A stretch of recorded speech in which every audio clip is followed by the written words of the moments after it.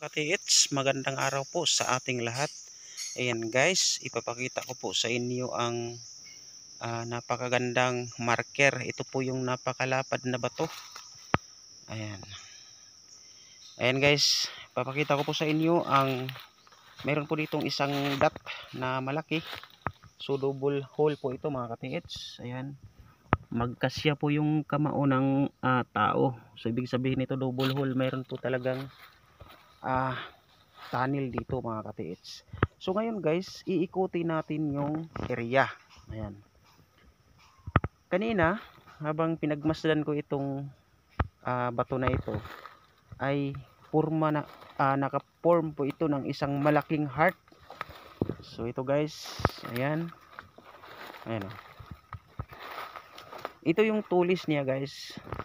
Ayan. Ayan o. Ayan. Purmang heart po ito mga katiits. So ang sukat nito ay may haba po ng 15 feet. Ang lapad naman nasa 12 feet mga katiits. So ito papakita ko sa inyo guys kasi yung ilalim nito, ayan, naka-form po talaga siya na para siyang sinadya kasi nakapatong ito. Ayan. Ito yung dulo, ito yung puwitan niya mga katiits. Ayan.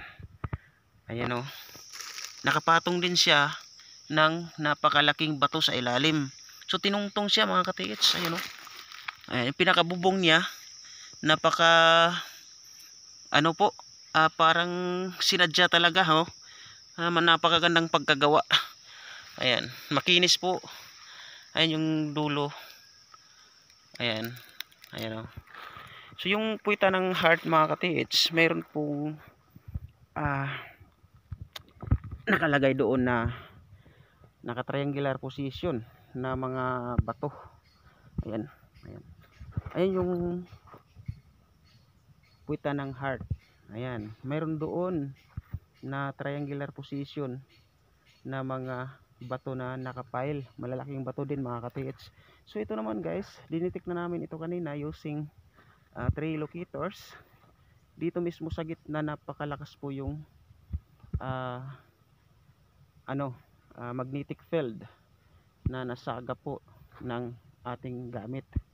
So ito guys, yung history naman nito ay pinagkampuhan ito ng mga Hapon noong World War II. Katunayan nga dyan sa bandang taas, ginagawa yan dyan ng Battle of War. So positive po talaga ang area dito mga katiits. At sa baba naman ay yan dyan ay mayroon pong old creek. So ito nag-iisang bato lang po ito mga katiits. Yan, nag-iisang bato lang ito dito sa gitna mismo ng gubat. Yan. Ayan. Napakalapad po ito mga katiits.